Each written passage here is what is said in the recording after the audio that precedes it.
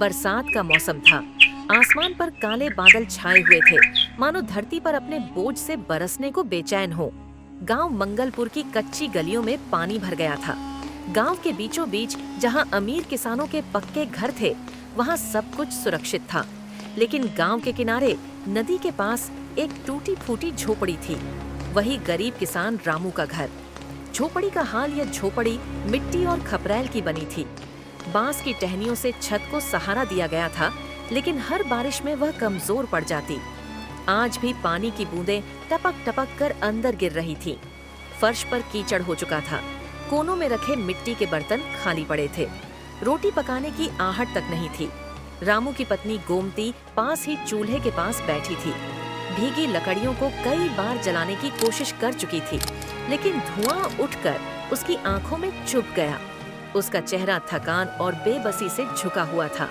भूखे बच्चे, रामू के दोनों बच्चे, गुड़िया 8 साल और मुन्ना 6 साल, माँ के पास बैठे थे। उनकी आंखों में मासूमियत थी, मगर पेट की भूख ने चेहरों की चमक छीन ली थी। मुन्ना ने माँ के आंचल को खींचते हुए कहा, माँ, मुझे बहुत भूख लगी है, कुछ खाने को मिलेगा? गुड़िया ने भी धीमी आवाज में कहा, हाँ माँ, कल से हमने कुछ नहीं खाया। गोमती ने अपने आंचल से उनके चेहरे पोंछते हुए उन्हें बाहों में भर लिया। उसकी आंखों से आंसू टपक पड़े, मगर बच्चों के सामने उसने मुस्कान बनाई और बोली, बस थोड़ी देर और सह लो मेरे लाल, पप्पा कुछ उपाय करेंगे। लेकिन उसकी आवाज कांप रही थी। चारपाई पर बैठा रामू यह सब देख रहा था। उसकी आंखों में गुस्सा नहीं, बल्कि गहरी लाचारी थी।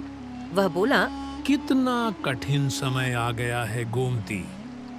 खेतों में धान की फसल तो खड़ी है, लेकिन साहूकार ने कहा है कि जब तक कर्ज नहीं चुकाओगे, एक दाना भी घर नहीं लाओगे।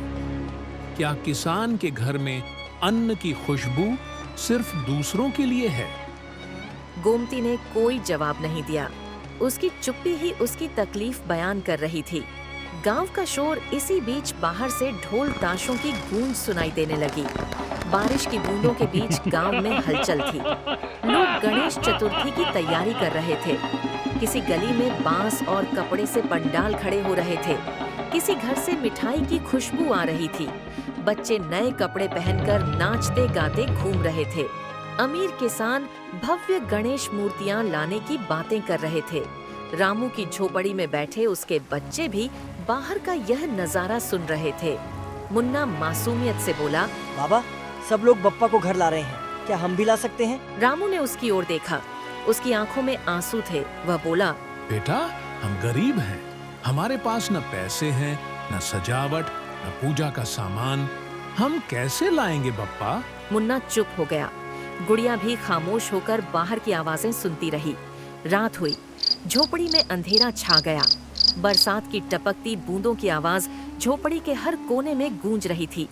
थका हारा रामू चारपाई पर लेट गया और कब नींद में डूब गया उसे पता ही नहीं चला। नींद में उसने सपना देखा। उसकी झोपड़ी जगमगा रही है। बीच में मिट्टी की चौकी पर गणपति बप्पा विराजमान है। दियों की रोशनी झोपड़ी को मंदिर बना रही है। गांव वाले दर्शन करने आ रहे हैं। गुड़िया और मुन्ना बप्पा के पैरों में फूल चढ़ा रहे हैं। रामू भावुक होकर सपने में कहता है, हे बप्पा, अगर आप सचमुच मेरे घर आए तो मेरी गरीबी मिट जाएगी। अचानक तेज पानी की बूंद उसके चेहरे पर गिरी और सपना टूट गया। वह उठ बैठा। बाहर फिर से मूसलाधार बारिश हो रही थी। रामू ने गहरी सांस ली और सोचा, काश ये सपना हकीकत बन पाता। बरसात का मौसम थमने का नाम ही नहीं ले रहा था। आधी रात को भी आसमान गरज रहा था और बूंदें झोपड़ी की कमजोर छत को पीट रही थीं। रामू खटिया पर लेटा था, लेकिन नींद उसकी आंखों से कोसों दूर थी। वह सोच रहा था, बच्चों को भूखा सुलाना कितना बड़ा अपराध है, लेकिन मैं क्या करूं? मिट्टी के इस घर में ना अनाज है ना पैसा, फिर भी ये बच्चे बप्पा को लाने की जिद कर रहे हैं। क्या मैं इतना भी नहीं कर सकता कि उनके लिए एक छोटी सी मूर्ति ले आऊं? धीरे धीरे उसकी आंखें भारी हुईं और वह नींद में डूब गया। नींद में रामू ने जो देखा वह किसी चमत्कार से कम नहीं था। उसने देखा उसकी टूटी फूटी झोपड़ी अब सोने चांदी जैसी चमक रही है। दीवारों पर रंग बिरंगे फूलों की सजावट है। छोटे छोटे मिट्टी के दिए हर कोने में जल रहे हैं। हवा में गंधराज और चंपा की खुशबू फैली है। बीच में एक सुंदर सिंहासन पर गणपति बप्पा विराजमान है। उनकी आंखों से दया और करुणा की रोशनी निकल रही है।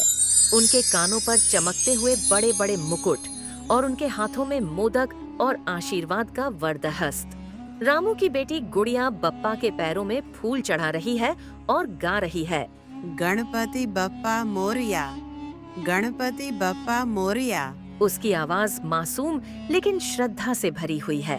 मुन्ना ने मिट्टी का एक छोटा सा मोदक थाल में रखा और बोला, बप्पा ये हमारा प्रसाद है, आप इसे स्वीकार करो। रामू ने बप्पा की ओर हाथ जोड़ते हुए कहा, हे विघ्नहर्ता, मैंने जीवन भर मेहनत की लेकिन कभी सुख नहीं देखा। मेरे बच्चे भूखे हैं, मेरी पत्नी आंसू बहाती है।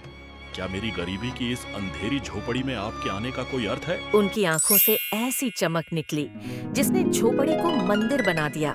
बप्पा बोले, रामू, भक्ति धन से नहीं दिल से होती है। जिस घर में सच्चा प्रेम और विश्वास हो वही सबसे बड़ा मंदिर है। तेरे बच्चों के मासूम मन ने मुझे यहाँ बुलाया है। मैं तुझसे ज्यादा कुछ नहीं चाहता, बस सच्चाई और श्रद्धा। रामू की आंखें आंसुओं से भर गईं। वह बोला, लेकिन बप्पा, मेरे पास आपके लिए न कोई मिठाई है न सोने का सिंहासन। मैं तो गरीब हूँ। गरीब वह नहीं जिसके पास धन न हो, गरीब वह है जिसके पास विश्वास न हो। तुम्हारे पास भक्ति है, इसलिए तुम सबसे धनी हो। कल सुबह उठकर मिट्टी से मेरी मूर्ति गढ़ना, मैं तुम्हारे घर रहूंगा। अचानक तेज गर्जन हुआ, बिजली चमकी और बूंदें झोपड़ी की छत से रामू के चेहरे पर गिर पड़ी। रामू हड़बड़ाकर उठ बैठा। वह समझ गया कि यह सपना था, लेकिन उसके दिल में एक नई ताकत, एक नई आस्था जाग उठी थी। वह बड़बड़ाया, हाँ, बप्पा मेरे घर आना चाहते हैं। मैं मिट्टी से ही उनकी मूर्ति बनाऊंगा। गुड़िया और मुन्ना की इच्छा पूरी होगी। भले ही गरीब हूँ, लेकिन इस बार गणेश चतुर्थी मेरे घर भी होगी।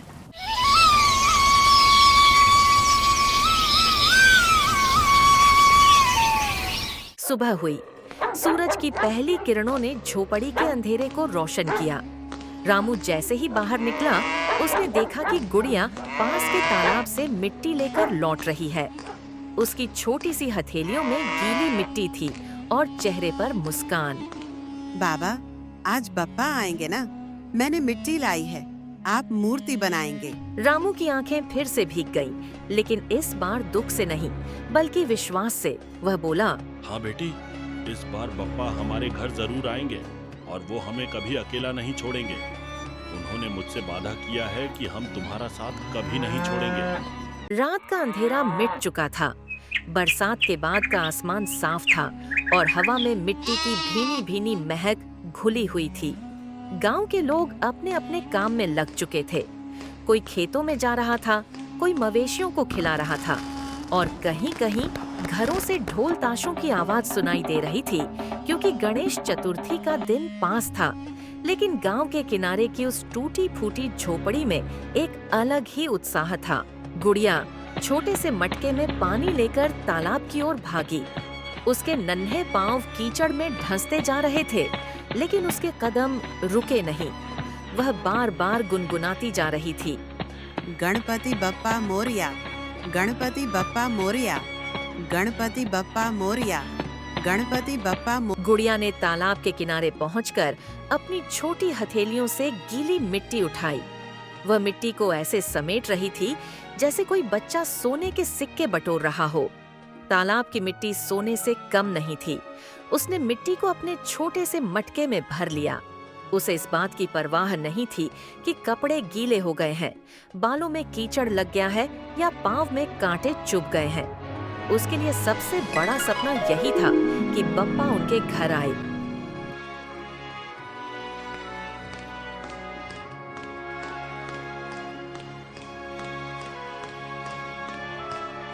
मासूम सवाल गुड़िया घर लौटी और मिट्टी अपने पिता रामू के सामने रख दी। उसकी आंखों में उत्साह था, आवाज में मासूम विश्वास। बाबा, अब आप बप्पा की मूर्ति बना दोगे ना? देखो, मैंने सबसे अच्छी मिट्टी लाई है। बप्पा को ये बहुत पसंद आएगी, है ना? रामू बेटी की भोली बात सुनकर भावुक हो गया। उसकी आंखों में आंसू थे, लेकिन चेहरे पर मुस्कान। हाँ बेटी, पप्पा को यही मिट्टी सबसे प्यारी लगेगी। तुम्हारी नन्ही हथेलियों से आई मिट्टी में सच्ची भक्ति है। इतने में पड़ोस से कुछ लोग आ गए। वे हंसते हुए बोले, अरे रामू, ये भी कोई गणेश उत्सव है? तुम्हारी बेटी तालाब से मिट्टी उठाकर लाई है और उससे मूर्ति बनाओगे? लोग सोने चांदी की मूर्तियां ला रहे हैं, बड़े बड़े पंडाल सजा रहे हैं, और तुम? रामू चुप रहा, लेकिन गुड़िया तुरंत बोल पड़ी, बप्पा को बड़े पंडाल और सोने चांदी नहीं चाहिए। उन्हें बस हमारा प्यार चाहिए। हमारी झोपड़ी ही सबसे सुंदर मंदिर है। उसकी मासूम बात सुनकर पड़ोसी थोड़ी देर के लिए चुप हो गए। कुछ के चेहरे पर मुस्कान आई, कुछ के मन में हल्की शर्म भी। सच कहा इसने, भक्ति दिखावे में नहीं, दिल में होती है। अगर मेरी बेटी का मन इतना साफ है तो बप्पा जरूर हमारे घर आएंगे।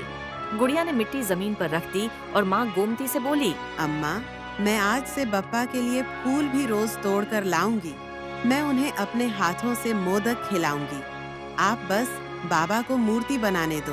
बेटी, तेरा मन इतना पवित्र है कि बप्पा जरूर तुझसे खुश होंगे। झोपड़ी के उस अंधेरे कोने में उम्मीद का एक दीपक जल उठा।